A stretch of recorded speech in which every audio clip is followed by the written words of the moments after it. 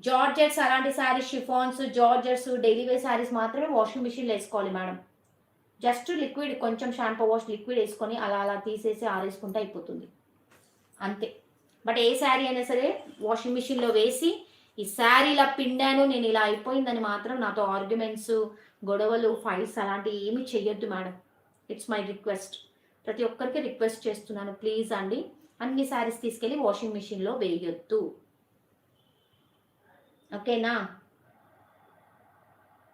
మనం ఏంటంటే ఆడవాళ్ళం చాలా పని ఉన్నప్పుడు, టైర్డ్ అయిపోయినప్పుడు, మనకు పని అయిపోయింది ఒకటి అనుకోని అన్నీ తీసుకెళ్ళి అందులో ఏసేస్తాం మేడం. చెప్తున్నాను అందుకే నేను వాషింగ్ మిషన్‌లో అన్ని శారీస్ వేసుకోకండి. స్పెషల్‌గా ఈ ఫ్యాన్సీ శారీస్ అలాంటి ఇప్పుడు జామ్దాని, హ్యాండ్లూమ్స్ నిజం చెప్పాలంటే హ్యాండ్లూమ్ కాటన్స్ కూడా తీసుకెళ్ళి వాషింగ్ మిషన్‌లో వేయొద్దు మేడం. హ్యాండ్లూమ్స్ కాటన్స్‌లో కొంచెం సాల్ట్ వేసుకొని ఒక 5 మినిట్స్ అలా పెట్టి తర్వాత నార్మల్ వాటర్‌లో దాన్ని తీసి ఆరేసుకోండి. ఓకేనా? వాటికున్న కలర్స్ ఏవి పోకుండా ఉంటాయి.